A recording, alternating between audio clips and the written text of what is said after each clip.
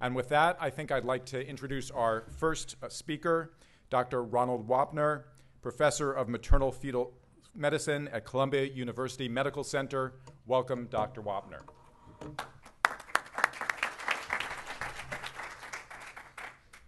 Well, thank you. And in the interest of consistency, the panel for this is Hi Simhan and Larry Rand, University of Pittsburgh and UCSF. And thank you for joining us. Thank you. This is going to be a disappointing lecture. The reason is that I would love to stand up here and say we know all we need to know about the pharmacogenetics, the pharmacodynamics, and everything else dealing with antenatal steroids. But we don't. And there's a number of reasons for that, but the reason predominantly is that there's minimal information is because the therapy was not developed by industry, who then would have had to take it through the FDA and done all those levels of testing. And the reason is there was no intent ever to make this an indication. This isn't unique for antenatal steroids. The drug companies abandon medication use during pregnancy because it's a relatively, or evaluation of medication use during pregnancy, because it's an incredibly small market, and 3% of pregnancies have birth defects, and they're worried they're going to get blamed for all of that. Now, this is changing because NIH has kind of pushed it along, but steroids, since they were 20 or so years ago, more than that now, there's really was limited work on a number of things that now we wish we understood. The person that obviously, and this is to the people in this room no surprise, that got this going was Liggins. And I think this is just one thing that someone has said about him, but I think there's no question that it's entirely true, that few scientists have changed so much through one set of experiments that have transformed our understanding of the birth process. And really, if you ask yourself, what has made the biggest difference in maternal-fetal medicine, in neonatal medicine, it really has been, and I don't think anyone will question the use of antenatal corticosteroids. And it goes on to say it was the most important discovery in obstetrics in terms of drug therapy during the second half of the last century. But, and this is why I put this up, not that this assured its routine clinical use. He submitted his paper to Lancet, in which it was readily rejected. And the reason they gave for rejection was that this was not of general interest. You know, just think about that. That just kind of puts our little area of our interest is not of general interest. So that was a shame. Ultimately, Pediatrics, the journal Pediatrics, picked it up and it was published, and it really made a dramatic difference, which really, to the general population of people, which are those that actually have babies, it turned out to be really important. In 2011, and actually in 2010, I was asked to talk similarly about some of the research and quandaries that we have in antenatal steroid use. And this was what I thought was important. Does the effect vary by the obstetrical condition? Do the beneficial effects decrease with time? Should the treatment window be expanded to under 24 weeks or over 34 weeks? And should we use betamethasone or dexamethasone? I think we heard that 3 times yesterday. And are we using the optimal dose? I gave the same discussion a couple months ago. The list hasn't changed very much at all. What I can say is there's one question over the past 4 or 5 years that really has had the most significant work performed, and I think we're at the point where we can say something evidence-based, and that is the question of, do the beneficial effects of treatment decrease with time, and should we repeat steroid dosing? So what I'm going to do this morning is review each of these questions, bring you up to date on what the data shows, and then talk a little bit about what I think we know about repeat steroid treatment, and hopefully that will let us all know where we still have questions and what we should be looking at. Let's talk about betamethasone or dexamethasone. as most of you are aware, they are almost identical molecules. Dexamethasone and betamethasone differ only by the orientation of one methyl group. The two molecules are very similar in genomic effect. They do differ, however, in non-genomic effect. And as this says, but I guess it's a Mac PC conversion, there are some significant differences in dosing because you only give 2 doses for each course of betamethasone, whereas you would have to give 4 with dexamethasone. There's a giant difference worldwide in cost. In India, course dose of dexamethasone is about 40 cents, and betamethasone is about $40. So there really are some significant logistic and pragmatic and practical differences. The other thing to notice, and this will become more important later, is that dexamethasone is phosphated, and what that means is it's given, the drug is released, the level goes up, and then it rapidly over a couple hours comes down, and that's why one repeats it every 6 hours. Betamethasone, however, is made up of 2 molecules. It's made up of a phosphate, which is the same phosphate, so it's betamethasone phosphate. And you give that, it behaves just like dexamethasone. There's rapid absorption and then relatively rapid decrease. However, the big difference is that there's also betamethasone hooked up to an acetate group. The acetate group dramatically delays the absorption, so the betamethasone acetate hangs around for a long time, and that's part of the reason that it doesn't have to be given as frequently as the dexamethasone. And why this is important, we'll talk about in a few minutes. There's only been one randomized trial comparing betamethasone to dexamethasone. This was performed in 2007, and patients were actually randomized to one or the other. If one looks at it, there was absolutely no difference in the frequency of respiratory distress syndrome with a relative risk of almost 1, 0.99. If you look at all the other outcomes, the only one, and that really is different, is the frequency of RDS, and I'm sorry, the frequency of IVH, and you can see here that dexamethasone had a lower level of any IVH, 5.7% versus 17, grade 3 and 4 IVH, etc. So in this randomized comparison of the two, albeit the numbers are not fantastically large, dexamethasone was the only one that showed any advantage, and it was not in respiratory distress, it was in intraventricular hemorrhage. There have been other studies. Most of them have been studies that have done what we call here indirect comparisons. In other words, it was betamethasone to placebo or dexamethasone to placebo. There's only been a few that have compared the two, as I said, to each other. But putting all that together, again, the decreased frequency of severe IVH with dexamethasone has consistently been illustrated.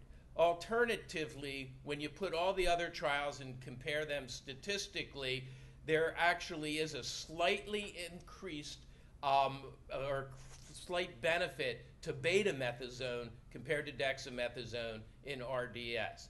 So from this particular analysis that we have now, one can say that there's probably not a gigantic difference between the two. There are a lot of other reasons, and the best answer I think most people give is that they're equally effective on a clinical level and there's not an advantage. But again, as I pointed out, if you really look at the data, there seems to be a slight advantage to dexamethasone from the IVH.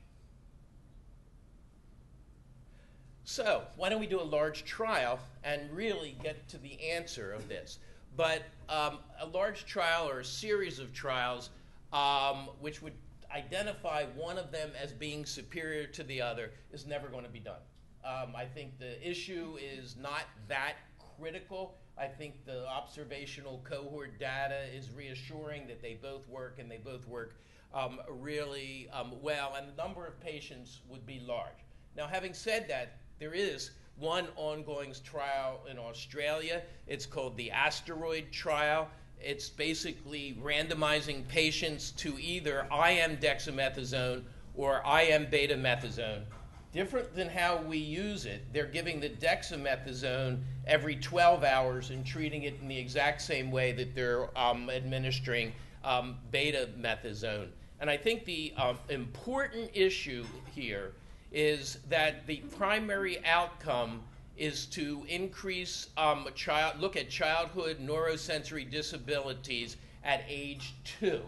And I think that's incredibly important, because we all know that it's not just survival out of the hospital or out of the NICU that's important. If you're going to recommend one drug over another drug, you don't just want to talk survival and RDS, and they really have chosen a primary outcome of neurosensory disability at the age of 2, and there's 750 patients in each arm for a total of 1,500 patients. So although I said it's unlikely that we'll do this in this country, in Australia, maybe we'll get the answer to this particular question.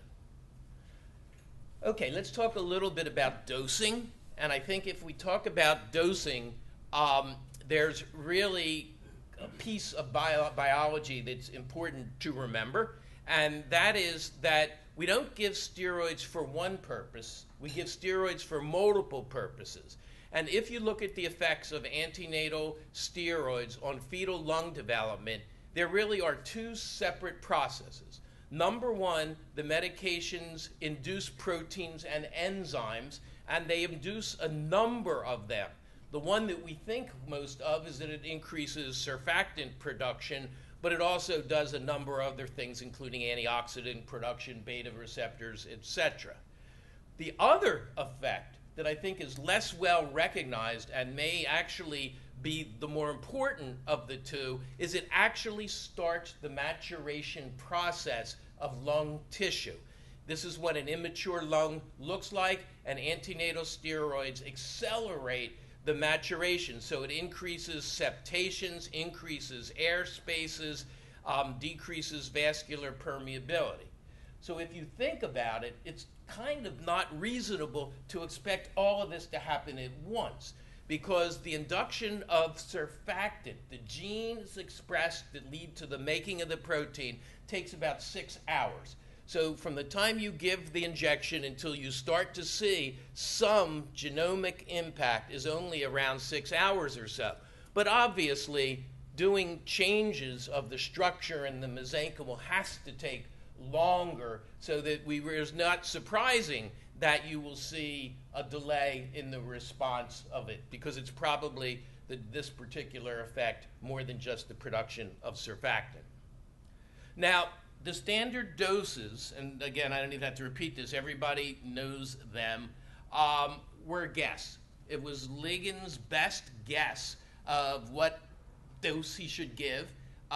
He kind of used most of this from what he had seen from his animal studies. And as I said, although the Ballards a number of years ago did some research to demonstrate that this is a very adequate dose, it fills about 75% of the receptors and they stay filled. It's never really been tested one way or the other. Let's talk a little bit about whether, and as I said, this dose that we're giving has been demonstrated surely to be enough. We don't need to give any more. If you give more in animals or you give more in studies, you're not going to get any increased effect. But is it too much? And before we talk about that, let's talk about this. We're going to talk about betamethasone. And as I said, it's two compounds, the phosphate and the acetate. And the phosphate has a terminal half-life of only about 4 hours. Like I said, it's in and it's out. However, it's bound to the receptors a little bit longer, and the plasma levels of the fetus are consistently about 30% of the maternal levels. Alternatively, betamethasone acetate because it has to extract itself by enzymes from the acetate molecule. It enters the plasma really slowly after it's deacetylated, and its half-life is 14 hours or so. So it's hanging around for a much longer time. But the levels, the peak beta-methazone levels, are 1/10 of that are achieved with beta-methazone phosphate. So the fetus gets a high dose of the phosphate, and then it gets a continuous lower dose. As a matter of fact, if you use the beta-methazone acetate by itself, which has been done in sheep, there's almost no recognizable beta-methazone in the fetus. The levels are really, really low. We know it gets there, and we know it's there, but it's chronically low level. So there have been, and Alan Jobe and his group deserves lots of credit for this, but they started asking the question, are we giving too much beta-methazone?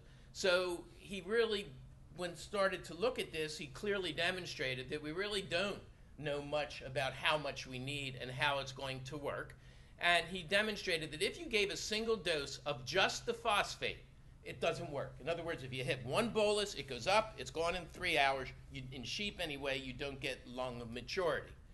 He also demonstrated that if you give lower levels, and he used different levels of beta-methazone, they seem to be equally effective.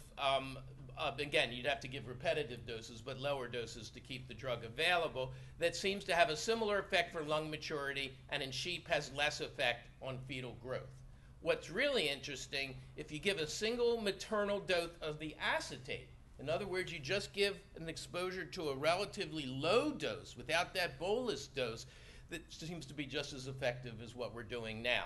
So what this asks or suggests is that very low but prolonged fetal exposure may induce lungs just as well as what we're doing now, and may have a higher safety, may be safer, and just giving the acetate may be sufficient. Now, this is going to take additional work. I'm not suggesting we switch it, but it does demonstrate that we have been working and flying by the seat of our pants using the original things. We may be able to use a lower dose. Let's talk next about, does the effect wear off? And this is from a Cochrane database in 2010. And this is length of time, and we've talked a lot about this over the yesterday. And the effect, if the fetus delivers within 24 hours, it's not statistically significant when you compare the treated to the controls, but it does have about a 20 to 30% effect. And everybody agrees that you should give it even if it's likely that there's going to be a delivery shortly, because there is some effect. And this probably is the increase in surfactant alone. That does occur, and we know that within less than 24 hours. To quote Jay yesterday, the sweet spot is 1 to 7 days, and you can see that the odds ratio there is really low, and it's absolutely significant. But if you look at those fetuses that have remained in utero more than 7 days after the initial course, the significance disappears, strongly suggesting that the effect does wear off. We also know from a biologic standpoint, from tissue culture, that if you put beta-methazone in tissue culture, the cells will secrete surfactant. You remove the beta-methazone, they stop making surfactant completely. So it's almost certain that the effect on surfactant production will decrease. I think it unlikely that the secondary effect, the accelerated maturation, that's reversible. But there certainly is good information that the effect probably does wear off. So this has always left us as the clinicians in a dilemma, because we would give steroids, and after 7 days we were left with 3 options. Don't give any more, but obviously if the effect wears off, these children are undertreated. Do what we did until 3 years ago, say, okay, this woman's likely to deliver prematurely and I don't know when it is, so I'm just going to give it to her every week, And I can tell you, and I'm sure you guys remember, we used to make rounds, and if it was 7 days and the intern hadn't ordered that weekly dose of betamethasone, oh my God, you better go home, just time out.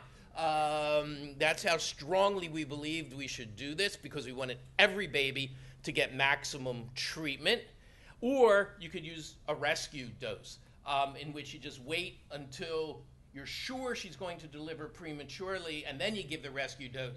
And as Jay showed us yesterday, even when we're sure they're going to deliver prematurely, about 25 to 50% of them don't deliver within the next 7 days. So the problem with the rescue dose is it's just hard to know when to rescue. This is the area that really has received the most research in the past in the past 3 years. And we just finished, along with Carolyn Crowther and the group in Australia and the other groups around the world, an individual patient data analysis. We'd all had done randomized trials of single versus repeating steroids. The protocols were similar enough that we just put them and pretended and treated it as if it was one large trial. And these are all the trials that were included. And what did we find? This is the results for a composite outcome. The composite included death, RDS, necrotizing enterocolitis, and chronic lung disease. And overall, there was no benefit of the repeat courses compared to the single courses in preventing this composite. However, if we looked at just one component, which is respiratory distress, which is really the main reason that we give steroids in the first place, and you can see there's just about 2,500 pregnancies in each group. The repeat group had a lower incidence of RDS compared to the single course group, and this was statistically significant. If you do a subgroup analysis and look at severe RDS, the relative, these are odds ratios, these are relative rates. The relative risk is 0.6. The other thing, so really I think this demonstrates that if your purpose of giving it is to improve the acute health of the child at birth and to give it less RDS, etc., repeating steroids and making sure the child delivers within 7 days of a treatment does appear to do that. The one thing that has never been demonstrated, and every trial has been consistent, there's no improvement of chronic lung disease. So we're improving the immediate outcome, but no long-term improvement there. The price that we pay for repeating steroids is illustrated here. These are birth weights, and it's been pretty consistent that the more steroids you give and the more courses of steroids you give, the smaller the baby is. With one repeat course, it's almost negligible. By the time you give 4 or more repeat courses, which is exactly what we were doing, there's a significant, statistically significant decrease in birth weight. Now, why? It's interesting that if you look, the placentas are smaller in these pregnancies too. So there's some thought that the steroid effect that's causing the growth alteration may be having an effect at the placental level, not necessarily primarily on the fetus, but really, to be honest, we don't understand exactly why, but there's no, or through what mechanism, but there's no question that if you keep giving steroids to a pregnancy in the vulnerable period, they're going to be smaller. We then followed these kids to 2 years of age, and interestingly, there was total catch-up. You can see here, these are all the anthropometric measurements with placebo in blue and repeat in green. Absolutely no difference. The Bailey scores, basically a fetal these were done at 2.5, 3 years age. There was no difference there. So that's really reassuring that using repeat courses, although they're smaller at birth, there may not be a long-term impact of that. But, and I think it's important that nothing in this field is certain. There's animal data that clearly shows if you use steroids in early gestation, there's a number of brain changes, including delayed myelination and brain growth.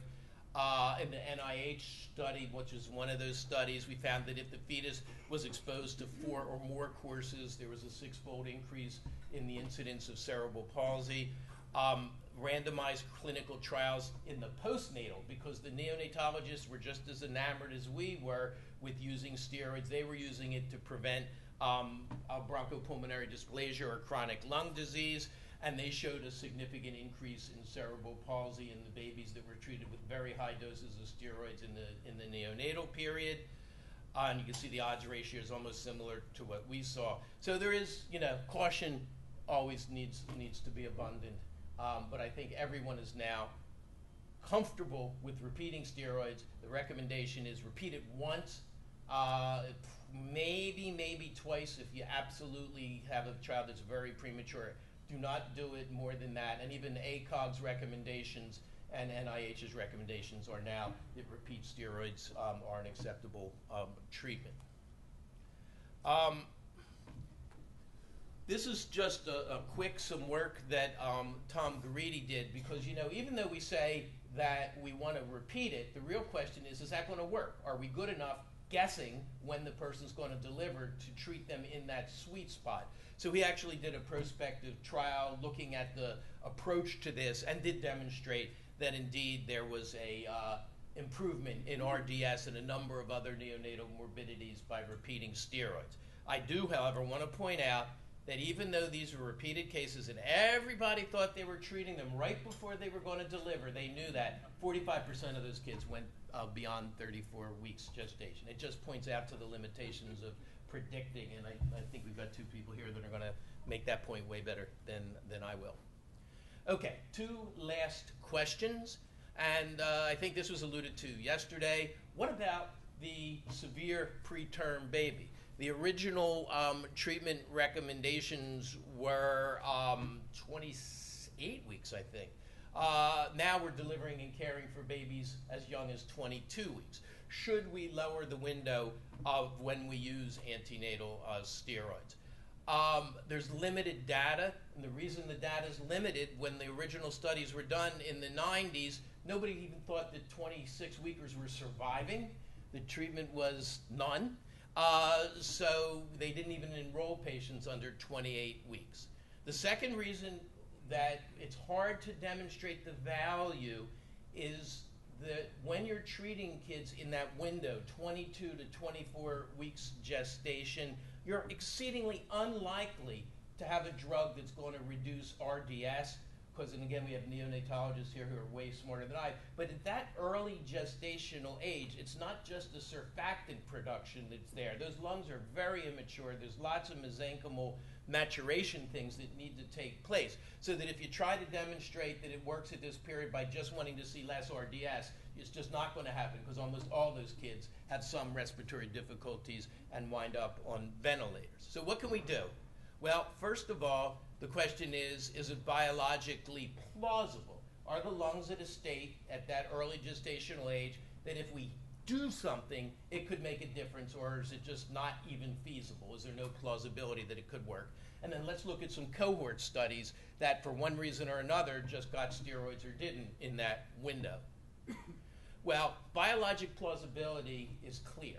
You can take fetal lung explants, pieces of fetal tissue, put them in tissue culture from as early as 12 to 24 weeks, add corticosteroids, and the cells themselves show epithelial maturation, the beginning of organelles that can do surfactant. So the tissue doesn't care what gestational age. It's programmed that if it's exposed to steroids, it'll start making surfactant, it'll start changing the cellular type.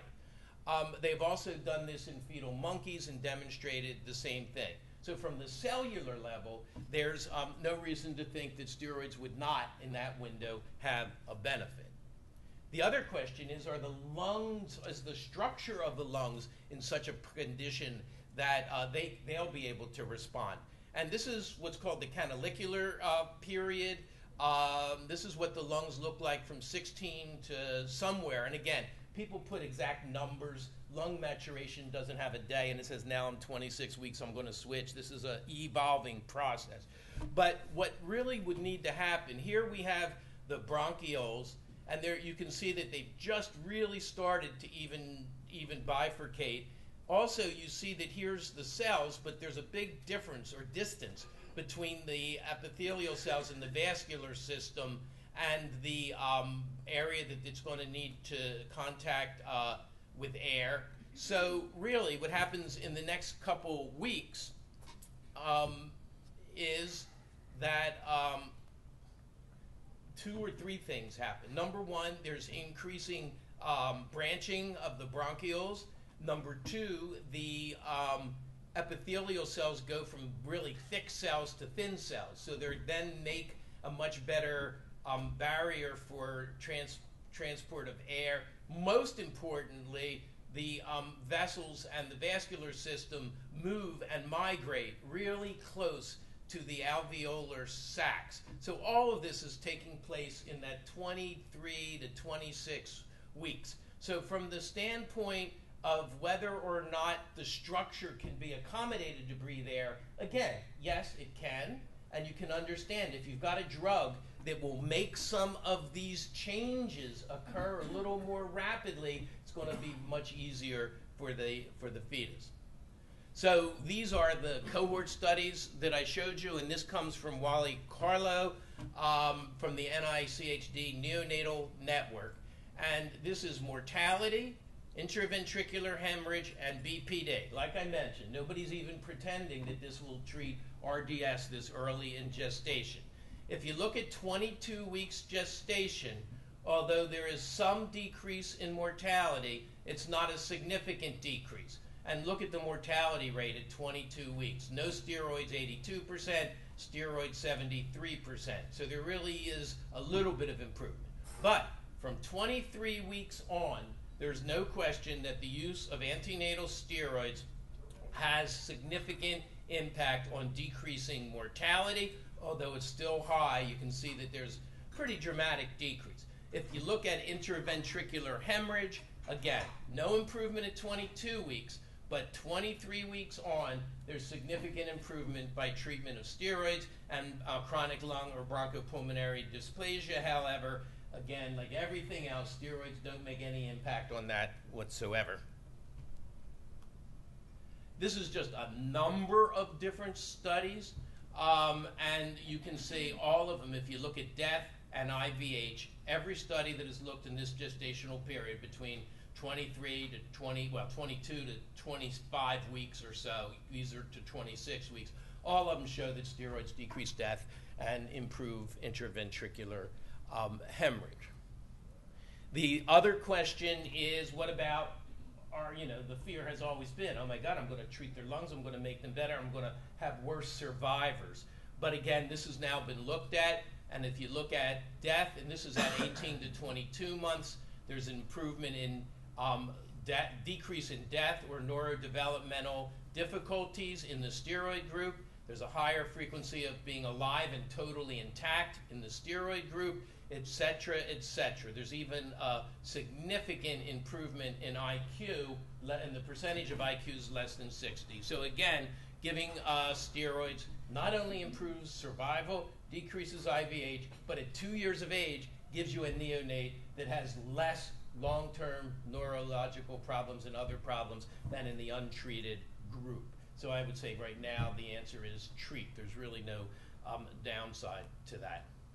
This is what the present treatment regime is, and unfortunately I only have it to 2009.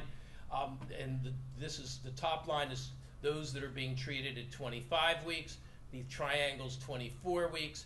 You can see that only about half the people are using steroids at 23 weeks, and if you go to 22 weeks, it's even less. So there's no question that the use of steroids in the periviable period has increased in the last 10 years, but still there are lots of babies that are not being exposed, and this comes from the neonatal network, so it's not birth certificate data, it's data in which all charts were extracted. Finally, what about the later gestational age? And I'll just spend a second on this. You can see that these are respiratory morbidities at 34 weeks, 35 weeks, and 36 weeks, and these are odds ratios. Compared to a term baby, a baby delivered at 34 weeks has a 40-fold greater chance of having RDS. 35 weeks, 20-fold, 36 weeks, 9-fold. Transient tachypnea, you can see that that also significantly increases as you get closer to 34 weeks. And even, some people say, okay, well, I know how to treat transient tachypnea, and this RDS isn't really a bad thing. But this is the number of kids that wind up on a ventilator. At 34 weeks, about 15-fold increased risk of being on a ventilator, and that's still sevenfold at 36. So there really is no question that there's respiratory disease there, and the real question is whether or not that can be treated by antenatal steroids. In other words, if we're going to expand the window, not only expand it at the bottom, expand it at the top. And this is just one center. This is from Emory, and it does demonstrate that these are the steroid exposed and these are the steroid unexposed. This is fraught with bias and ascertainment, etc. It's an observation. It's really not science. But the Maternal-Fetal Medicine Network started about 3 years ago, a randomized trial in which we're randomizing patients between 34 and 37 weeks gestation. Half the group is getting steroids and half the group is not. So we've got another 800 patients or so to enroll, but we should have an answer about whether we should do this. Interestingly, one of the reasons that the trial is taking a little bit longer than we had anticipated is because everybody started asking, why are we delivering all these kids at the late preterm area? And I'm going to blame this on the neonatologists. I love to do it. The neonatologist said to us, oh, if you get us a baby at 34 weeks, we'll be able to save it. Everything will be great. So 34 became the new 40 for a while. And so we really became kind of frivolous at who we were delivering. And the lesson we learned is nature's way smarter than us all the time. And we learned if we deliver them at 34 weeks, yeah, they survive, but they've got all these other problems. So as we've learned that, just like we're not delivering kids before 39, we're trying to avoid unnecessary deliveries at 34. Finally, where are we going? Well, I think that as in every other field of medicine, and it's time to ask about personalized fetal medicine. And I think this was mentioned early on the first day, and that is all fetuses aren't the same, and we need to learn why some fetuses will respond to steroids well, others won't. And we know that there are polymorphisms and differences in the corticosteroid receptors. We know this from asthma. If you give steroids or you give beta blocker or beta stimulators to some asthmatics, they respond really well. So it shows the lungs, and others don't. So if the lungs respond differently based on genetic underpinnings to asthma, it makes sense that the same thing should be true. And there are studies that are now demonstrating that there are going to be responders and not responders. What we need to do is understand how that's going to work and who they will be. Are there gestational age differences? Well, of course there are, but should we treat them different? If you're talking about late preterm, you're not necessarily worried so much about surfactant production. You may be worried about fluid removal. So really, there are other things we need to learn about the best treatment.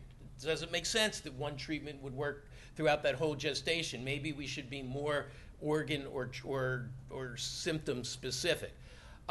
This I'm leaving to these guys because they're going to tell us how to identify the pregnancies that are going to deliver prematurely.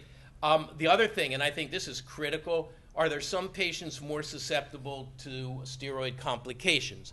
And let me give you an example. Yesterday we had the discussion of whether we should treat fetuses with premature rupture of the membranes up to 34 weeks with steroids. And if you look through the history, when steroids came out, they said never do it, then they said do it, then they said never do it. Well, you got to remember that if you look at the placentas of these kids with PPROM, a certain percentage of them are going to have significant chorioamnionitis.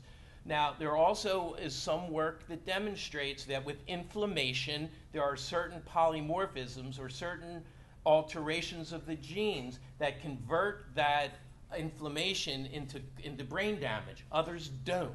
And if you give steroids to those, are you going to alter the course? So it's the interactions between the gene, the genetic predisposition to the way you handle inflammation, and the environment, which would be steroids or no steroids. So we really need to learn a lot about how the use of steroids interacts with the clinical conditions, and we really haven't even started to think about that.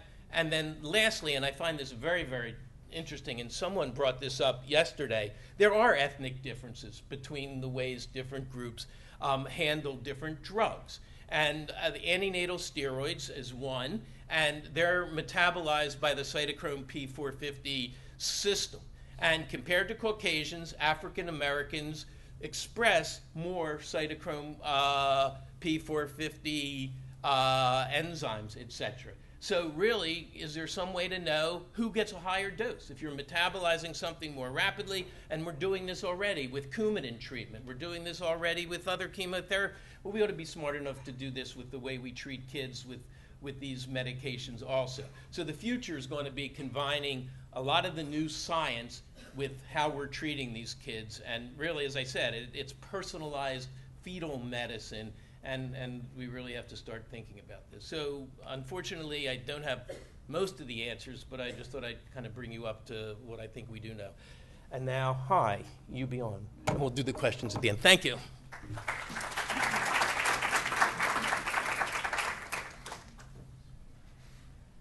Good morning. So I will, in 3 minutes, or how much time Ron's left me, so I give Larry time to talk a little bit about biomarkers for prediction of preterm birth. I'm going to present some extant clinical data in the form of meta-analysis, and these are primarily driven by prediction of preterm birth, yes, no, and at a couple of gestational age cutoffs, 37 and 34 weeks. Nothing I am presenting today will talk about something that's very important, which is prediction of timing of preterm birth or imminence of preterm birth.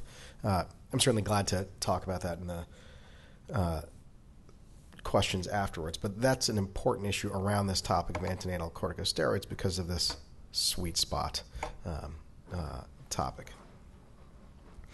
I have no potential, unfortunately for me, no potential conflicts of interest to disclose.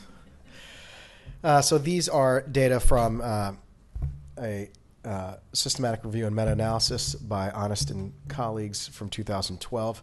The next 3 slides, I'll walk you through each of them, but they are all laid out the same way. This first slide is a list of predictors here. The entity that these predictors are trying to predict is preterm birth, less than 37 weeks, among asymptomatic individuals. Okay, and then the 2 parameters that are described in these plots are likelihood ratio negative, which is the one on the left. Likelihood ratio positive is the one on the right. Unity is this vertical line, and then this vertical line. Tests that are the point estimate of the likelihood ratio is the box. The number of women in each of the trials is reflected by the size of the box, and the 95% confidence limits around that likelihood ratio or the length of this line. And hopefully you're familiar with this general layout. There's one take-home point. I'm going to make the take-home point, and it's the title of the paper. There are no good tests for predicting a spontaneous preterm birth. There you go. I should stop now. But there are no good tests for predicting a spontaneous preterm birth. Said it again. And what do I mean by good? I mean that the likelihood ratio negative and positive are such that the addition of the test to a priori or pre-test probability of the condition is such that the modification of that pre-test probability is insufficient to judiciously guide clinical decision making. That's the bottom line. There are some, in fact, that are statistically associated, the presence of the condition or the absence are associated with risk of preterm birth. So, for example, the best one in terms of its position relative to its appropriate line is history of spontaneous preterm birth. I think we know that. It's for sure a risk factor for preterm birth. But it identifies women at risk with insufficient precision to guide many aspects of acute decision making. I'll go to the there's a list of them here. The slides are in the Dropbox.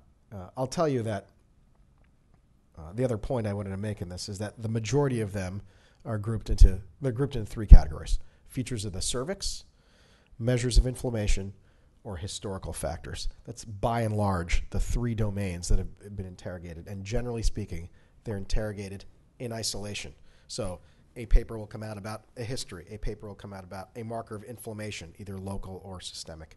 A paper will come out about some feature of the cervix in isolation. And this is a common theme, and I'll talk about a future directions opportunity, I think, moving forward. This is a smaller group of predictors of preterm birth less than 34 weeks. That window traditionally used for decision-making around administration of steroids. The tests, none of the tests in terms of likelihood ratio positive and negative fulfill traditional criteria for what would be considered a good test. In terms of in terms of translation of prediction to clinical decision making and then clinical utility, a useful way to quantify that is number needed to screen and the number needed to treat. And this table from the same meta-analysis, I think, does a good job of this, which is lists a variety of predictors among women who present with symptoms of preterm labor. If one were to apply this predictor to women presenting with symptomatic preterm labor less than 34 weeks, how many women would you need to screen with the test? And using that test to decide on treatment, how many women would you need to then treat with antenatal corticosteroids to prevent a case of RDS? And so we'll go through each of these. I'll pick this one here, cervicovaginal fetal fibronectin. These are the assumptions, by the way. The assumptions here are that that the risk of respiratory distress syndrome is 53% in aggregate, that corticosteroids reduce that relative risk of corticosteroids by a third. The probability of spontaneous preterm birth after a positive fibronectin, its aggregate positive predictive value is about 14%. The probability of RDS without treatment of steroids is 7.5%.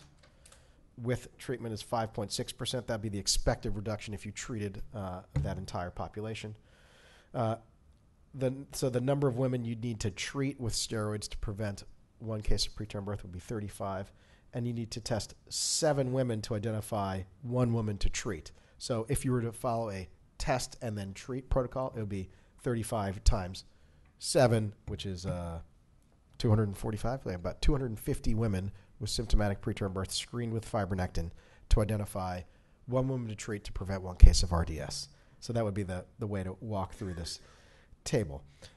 There is a marker on this table. This one here, serum C-reactive protein. What's not listed here is that the variability in the cut point. But this one begins to approach favorability in terms of prevention of RDS with steroids, which is this basically 9 times 7, which is 63. 63 women with symptomatic preterm labor screened with a C-reactive protein. Those who are positive get treated. Those who get treated have this risk reduction in RDS. I would make the point that, so I'll make 2 points. None of these today have certainly been effective at preventing respiratory distress syndrome. I think this approach, though, in holding a predictor to a number needed to treat estimate is an important one and one we should apply moving forward. I'm going to skip this one for time. I'm going to talk about some domains that could be interrogated. We'll hear more about the cervix, I think, to follow, but I think there are avenues of investigation that are worth pursuing with respect to prediction of spontaneous preterm birth. Features of cervix, so cervical exam, physical findings of the cervix, sonographic findings of the cervix have enjoyed enthusiasm over the last couple of decades. There are also other things, about the cervix, the cervical mucus, in terms of its function as an immune barrier. So this paper focuses on the biomechanical properties of the cervical mucus. This one focuses on immunological characteristics of cervical mucus. Cervical mucus is, in fact, accessible, requires a pelvic exam, of course, but tells us about the processes leading to preterm birth. And in both of these papers, changes in cervical fluid demonstrate a relation to preterm birth, both all preterm birth and imminent preterm birth. I'll point out that the length of the cervix by ultrasound is not merely a physical feature of the cervix, but a physical manifestation of biological processes within the cervix, and that's been demonstrated certainly in animal work, but even in humans. There are a number of processes detectable in a non-invasive fashion with collection of cervical epithelial cells that show that as the cervix becomes shorter, there are that the biological processes by which that shortening happens can be detected non-invasively. And this is this approach, in my view, is best represented in this paper by Sonia Hassan and colleagues. From using the same general approach of essentially similar to a pap smear, collecting of cells from the cervical epithelium, one can distinguish biochemical processes in the cervix that lead to subsequent parturition. In this illustration, those the profile, if you will, of gene expression from cervical epithelial cells among women who go on to preterm birth, which is the blue dots, versus term birth, which is the red dots, show while there's some overlap, and this red person over here and these blue people over here, there is fair segregation between the two gene expression profiles, and this is a approach that requires essentially a pap smear. And then lastly, in terms of other areas of investigation which have not been brought to bear in terms of prediction of preterm birth in symptomatic women and prediction of imminent preterm birth, is the circulating transcriptome. Circulating blood is easy to access. We can require a finger stick or a phlebotomy to get at it. It can be used to interrogate in some ways an agnostic or bias-free fashion markers of risk, and it has been with a variety of common and complex conditions. The omics technologies are seductive in some way because they're new and cool, but in fact allow you to interrogate common complex processes without full knowledge of their biology, which is very, very important. Because if we wait for full knowledge of preterm birth to happen before we test for it, we'll be waiting an awfully long time. We can learn about biology and can have an opportunity to predict without a complete understanding of biology by using approaches like this. And it's important to know that blood cells may not be involved in the disease of interest, but can act as sentinels indicative of disease changes. And the best example of this is circulating transcriptome for prediction of the presence of and severity of Alzheimer's disease, where there's a terrific complementary set of papers in PNAS and in Nature that show that circulating transcriptome is different in individuals who go on to develop Alzheimer's disease, and that the severity of that disease, the timing of onset and severity, can be predicted by circulating transcriptome, with no notion that the circulating transcriptome is what causes Alzheimer's. It's just a sentinel, a representation, purely a biomarker. It's a really important lesson. And in fact, there are a variety of common complex conditions identified as having signatures in circulation, including osteoarthritis, schizophrenia, cardiovascular disease, coronary artery disease, and 3 types of cancer to date, bladder, colorectal, and prostate cancer, with no notion necessarily that the circulation, that circulating white cell population, in fact, causes or contributes to disease. It's just a marker. And the current discovery strategies have been a top-down approach in which signature is first identified by association with a clinical parameter, and then mined for biomarkers applicable for decision-making without any mechanistic or biological assumption. And this is an approach, deviates a little bit from the traditional kind of reductionist and hypothesis-based approach, but one, I think, in an area that's complex and difficult to disentangle, like preterm birth, that is at least worth pursuing for promise in terms of prediction of preterm birth, yes, no, and also imminence. And I think that's my last slide.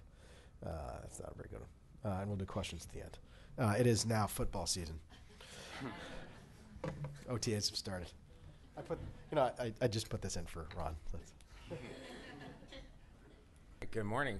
My name is Larry Rand, and I'm going to tell you about something a little bit different that our group is working on, trying to just, mix it up a little bit from what we're so used to. And I think I don't have to convince any of you that for what seems like, 30, 40, 50 years, we've been asking ourselves why we're not making any progress moving the needle. And we've been sort of trying the same thing over and over in different ways and not really seeing much of a result. And I think we've all kind of accepted the fact that this is sort of the philosophy that most of us subscribe to.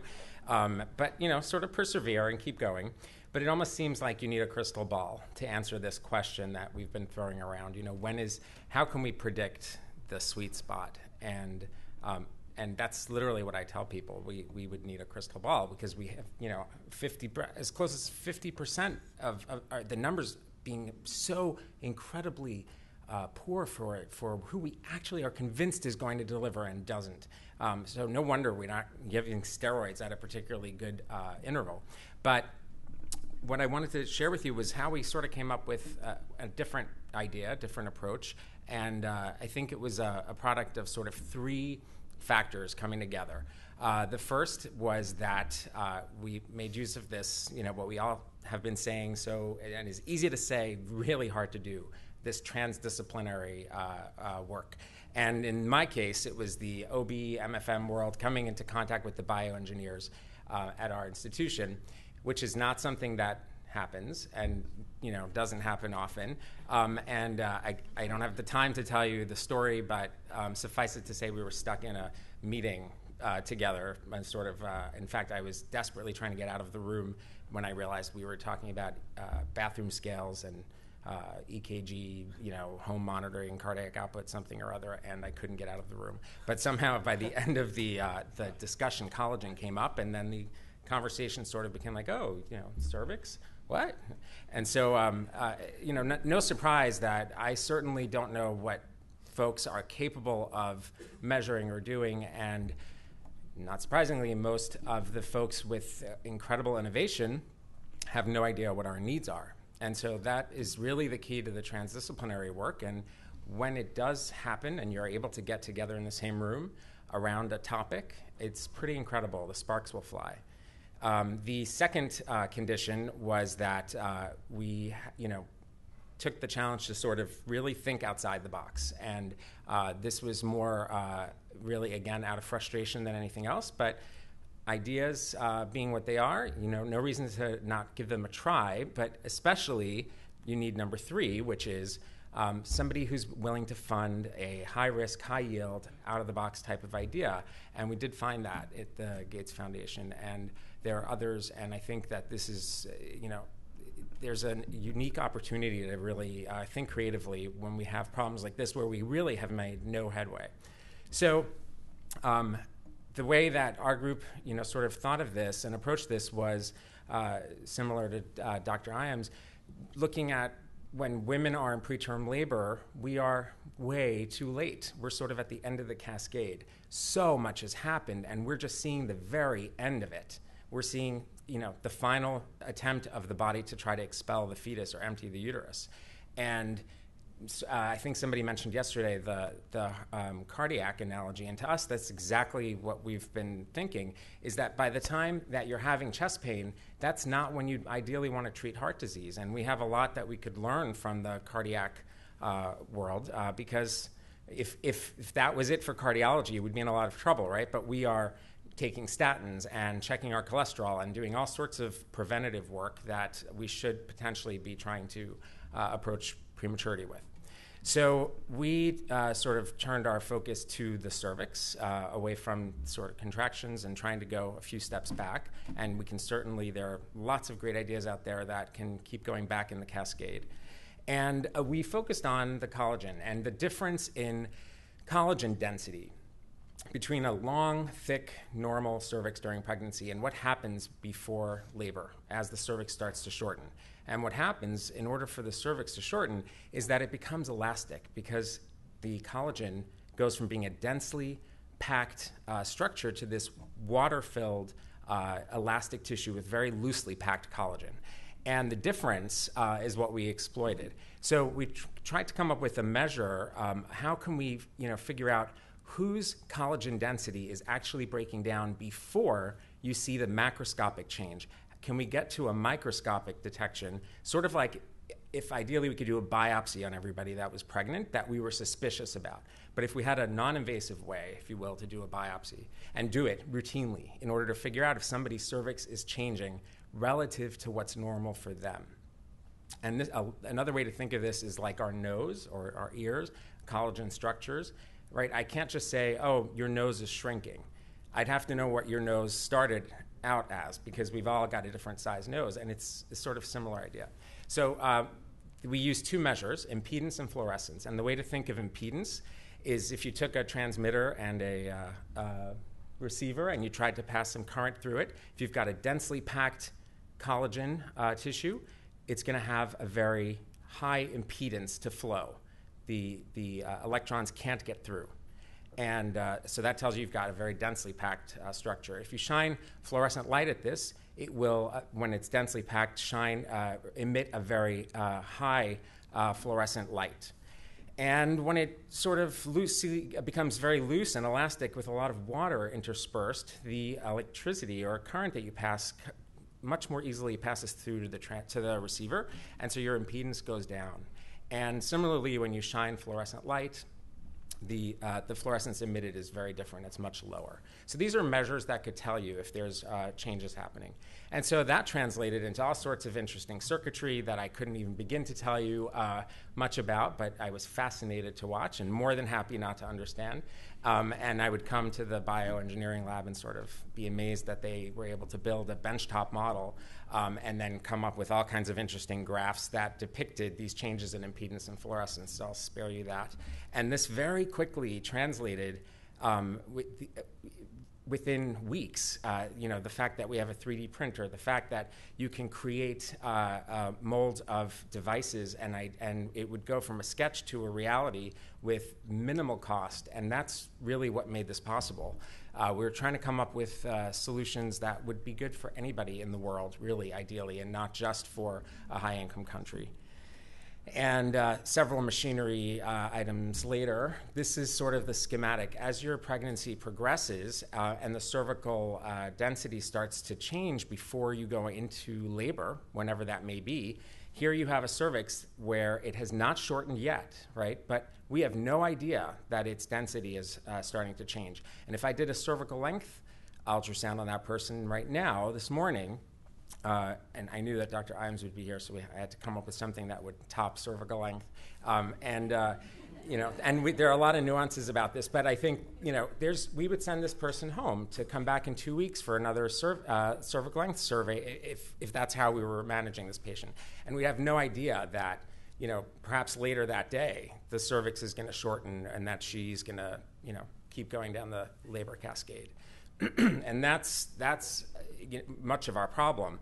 The idea here is that this is a diaphragm, and the reason it's a diaphragm, the device is modeled, and we wanted to come up with something that was acceptable.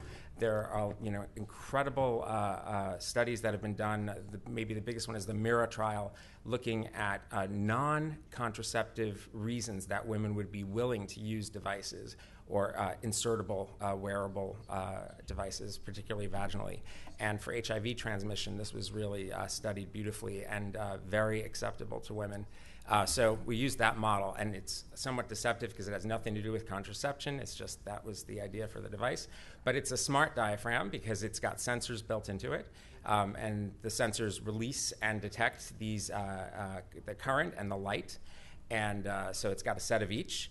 And so if you have the same situation happening and your cervical density is changing, you then emit this signal. But you emit it where, right? You saw the little wireless signal, and that depicts the Bluetooth signal that comes out. And this is where it gets fun. Have to do something San Francisco-like and take advantage of our wonderful surroundings at Silicon Valley. But the idea is that using Bluetooth is actually a way to not use cellular energy, and you can actually have a tiny little battery in this device that will last for an entire pregnancy and beyond. And that's what we did. The device can communicate with any Bluetooth-enabled phone in the vicinity, paired with it, of course. So it doesn't have to be a smartphone. It can be used with standard issue Bluetooth type phones, which are as we know, more ubiquitous than toilets around the world. And then that smartphone is what actually communicates by SMS, bidirectional SMS using cloud analytics, and it's pretty complicated and a field in and of itself in terms of being able to securely do that and accurately do that, and is sort of part of the back-end infrastructure. But ultimately, the cloud analytics allow you to create a surveillance system, both for the patient herself and for a provider system, a way to identify people who might never know that they're at risk or that they could benefit and potentially have an intervention like steroids, as well as other things. So there are different use models, and the idea really, again, was we were trying to come up with something that ultimately is scalable, low cost, and could work in a setting where your problem is your closest hospital or any type of medical care might be 13 miles away, and you have no transportation. And if you had a way to know in advance, to predict that chest pain, that was going to happen, you'd be able to get out and at least have some attention, have an evaluation, see if there's anything that can be stopped. But it also provides us with this new window of opportunity, potentially. We want to get earlier into the cascade because therapeutics may be very different. The therapeutics we use now may actually work potentially differently if we use them earlier before irreversible changes start to happen. Once the cervix starts to macroscopically shrink down, it's not surprising that we can't get it back. We can't regrow the cervix. And I think the further we can get into the cascade, the better. And just to finish up, I'll show you the realities. We didn't just come up with this wireless type device that just springs into action, but the reality of what's happening now as a pilot study is we created a prototype that looks like it's on a wand, like an ultrasound, vaginal transducer, so we can actually visibly ensure that it's got contact with the cervix. And we place this onto the cervix and take the measurements manually so that we can come up with the engineering to figure out how to get the device to connect properly if it works. And we really just need to show that as a start, as well as safety, et cetera, which is what we expect. It's amazing that we went from, honestly, a sketch to a device to IRB approval and actual clinical pilot in less than a year, which really speaks to the power of transdisciplinary work. I can't say enough about it. And we created a software program that, this is a screenshot. It gives us the measurements from all of the different, we have 3 sets of the transmitters, because at first when we thought about this, we just thought of a device that measures the face of the cervix, forgetting that we have access to a lot of the rest of the cervix as well. So then it became more of a glove to capture all around. And same with the light. And I think just to show you, the program also emits this is what the fluorescence and impedance measurements look like, and we will hopefully find something that is predictive. Until then, we have to just wait and have patience and hope that something will emerge, and then maybe this fun, beautiful incense-lit scene will be interrupted by a phone ringing and predicting that we need to give steroids.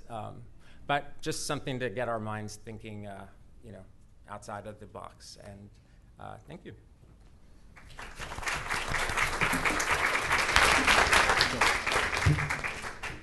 I'm just going to quickly inject here. I know we're running a little bit late at this time. We will catch up later. Let's please take a few minutes for some questions.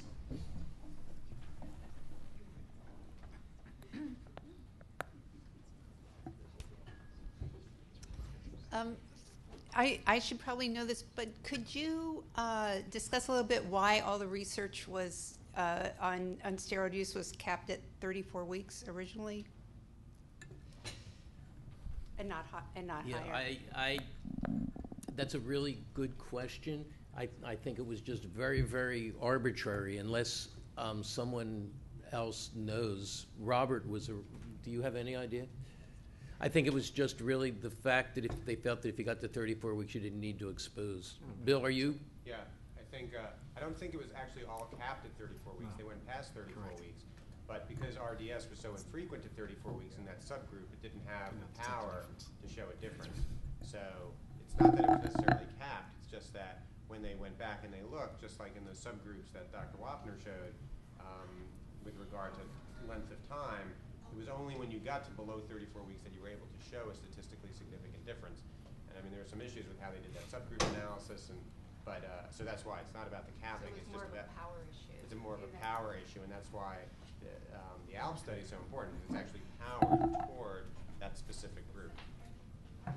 And Eve, there was some analyses done in the 90s or 80s on number needed to treat. And when you started looking at number needed to treat after 34 weeks, I don't remember what the number was, but it was huge compared to the number needed to treat less than 34 weeks. Yeah, the number needed to treat at 34 to 36 weeks is 60, compared to something less than 20 for earlier. So it's actually 6. I don't have my slide with me, but it's much lower. But that number, I'm sure, 60. Hello, I'm Jaquiba Henderson from the CDC in Atlanta, and my comment actually is directed to Dr. Rand. First, I just want to compliment you on the innovation and forward thinking of the work that you're doing in San Francisco, and I'm sure I echo the sentiments of many people in this room that are very impressed by some of the innovation that's taking place in this field. I think we historically have been behind many other fields in terms of using technology to help solve a lot of the problems that we've yet to solve. And one quick question, are you all planning now to use the device and then determine which patients go on, depending on what their measurements are, see which patients go on to actually deliver preterm? Yes. So. And what are your plans? What future studies are you planning to do at this point? Absolutely. So we're currently in the middle, actually just halfway done with the pilot, and the plan is if we hopefully have promising findings, we have collaboration set up with partners in South Africa, and partially because of the very powerful cellular infrastructure in South Africa and the willingness of the cellular providers there to partner and help build the infrastructure that's required on the back end to actually make this a reality. And I have to say that piece is not frivolous, the sort of wireless piece, because this is not just about exploiting what the possibilities are of understanding the cervical collagen density, but I wasn't joking about the nose thing. What we've learned in the past, there have been other experiments in years past looking at either impedance or fluorescence as possible ways to measure and have not been successful. And part of the problem was the effort was always looking for a threshold, a test that you can, when someone shows up, can you just put it on the cervix and see, ta-da, you have preterm labor, or you will have it. And that's been the tricky part, because that's very unlikely to work. Again, there's so many different thresholds it's such a wide spectrum that what's really accurate is knowing if something's changing for somebody. Well, to know if something's changing for somebody, ideally they are able to measure the cervix at intervals, and ideally that's possible because they're doing it at home when they want to, when it's convenient for them, with something that they can place privately that is affordable, they can use their entire pregnancy. And especially is useful in remote places where you don't have access. So that's where the cellular wireless piece becomes really important, because that allows you to have that functionality. And one other thing, Zakiba, I would say is that ultimately we're also thinking, all the rage pessaries these days in terms of support, lifting the cervix from the vagina, and what that efficacy is for prematurity prevention. But you can imagine a smart pessary or smart pessary that's progesterone releasing. So there's all sorts of interesting things that I think insertive devices can do. Hi, Jeff Gould. I really, wonderful presentations. I have a comment. I really want to advocate for the brain. And it's interesting that we talked about power, and because the incidence of RDS is so high, it's very convenient to use as a test bed for the various things. On the other hand, from the perspective of a neonatologist, it's the brain it's the neuroprotection that's afforded by ACT that I'm really interested in. And yet a lot of the science, a lot of the testing has to do with RDS, and that's very nice. But when you do that, it's easy to lose sight of the really important neuroprotection. I think the last slides that you showed really start to illustrate severe IVH is dramatically decreased, and this is what is killing, and this is what's causing intellectual problems, etc. On the other hand, the incidence of IVH makes it a very inconvenient endpoint. So I just want to bring that up. That I'm reminded of I don't want to be glib, but I'm reminded of the drunk who looks for his keys under the light because that's where the light is, and that's a little unfair to say, but I think it's important that we think about ACT as a really important neuroprotective agent as well as a RDS agent. So that's my thoughts. I just want to add something to that because I think you're absolutely right. And the vast majority of studies that we're doing for any obstetrical intervention used to stop with birth because our endpoint was we have a live baby. And we're really trying now to make sure all of those studies have at least a 2 or 3 year follow-up. The obvious problem is the follow-up can sometimes be more difficult and cost more money than the initial study. But I know most groups are now not satisfied if we don't have a long-term study, because we've been burnt so many times with interventions we thought worked, and a couple years out, they didn't make any difference, or worse than that, they made a negative difference. So you're absolutely right. I guess the probability of IVH or its downstream problems is certainly related to gestational age at birth. It seems like a relatively obvious predictor. It is highly likely that the processes that lead to the birth itself, independent of gestational age at birth, can contribute to the condition. And we have no tests to identify those fetuses, right? So other than gestational age at birth, we can't tell you as a neonatologist that this fetus is at particular risk or this fetus is not at particular risks. I think as we develop tests for preterm birth, yes, no, or tests for preterm birth, imminence or not, it's highly likely that there's a lot of collinearity between the predictor of the preterm birth and predictor of adverse outcome. So in identifying and testing those tests, we should include, and power them to do so, the ability to predict neonatal morbidity above and beyond gestational age, fetal sex, fetal race, like sort of the usual suspects, because those don't work that great, as you know. So I just want to add one thing also that I was reminded of yesterday. Somebody mentioned rarely we do have patients whole challenge the question about, of why are you giving the steroids, and in the counseling with neonatologists, what I was shocked to see multiple times in that small group was the concept, the realization that, well, you're trying to prevent RDS, but you have a treatment. Surfactant exists. My kid's likely to do well if that's the primary point that the steroids are for. And once they make that connection, they're sort of like, so why is this such a big deal? And then the importance of the IVH and the brain protection and the bowel protection really becomes clear to the patient. And it really demonstrated well how I think that point needs to be made really clearly. It's interesting, and it's kind of a mystery. Why is it that chronic lung disease is so little affected? Especially you showed that the structure is changing. So if the structure is changing, there should be protection against chronic lung disease, and yet there doesn't seem to, or if there is, it's very, very minor. So this almost seems like the real action with respect to the lungs is the surge of surfactant. But anyway, I think I just want to advocate for the brain.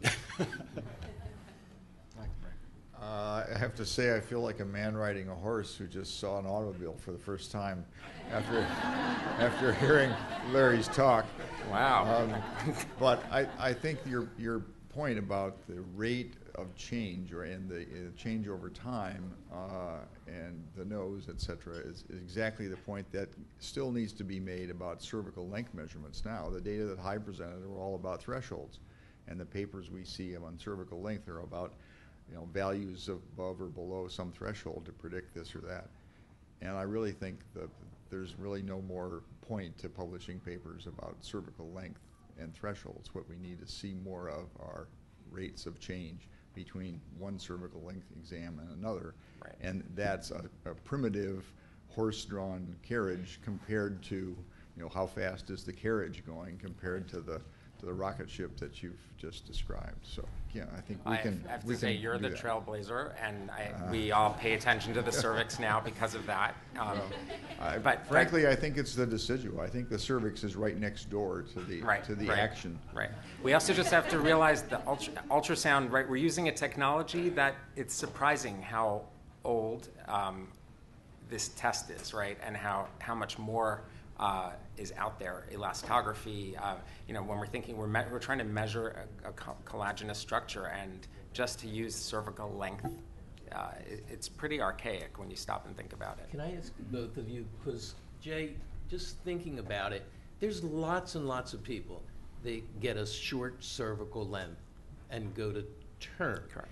So there's got to be more to it. So things like this, putting together not only the length of the cervix, but basically the physical properties of the cervix have to be part of the answer of how to do it. Because cervical length alone, we've got lots too many false positives and sometimes false negatives, because the cervix goes from this to this in 24 hours. So it's really the combination of even transdisciplinary within our own discipline. That Critchfield paper that was on my slide, among women with a sonographic short cervix, people with sort of tenacious, it's their word, not mine, cervical mucus biomechanical properties, are those more likely to go on to term. So even though the cervix is short, they had women with tenacious cervical mucus. So it's not just the stroma of the cervix or epithelium, but in fact the canal contents. We're sorry, you went from the cervix to the lungs to the cervix. The thing is, this is screaming. You can keep talking forever. You're like, just throw out here's a plea. This is a topic that is an example. It's screaming for thinking, approaching our problems differently. This is sort of design thinking principles. You want to think about the cervix, gather around, experts in fields that have nothing to do with obstetrics, who can think about, the physics, the mechanics, the biochemistry, and whatever we don't even know, we don't know. And it's when you put those people together around a topic and you kind of nail down little pieces of it, you come up with solutions you'd never imagine. Okay, let's thank our speakers.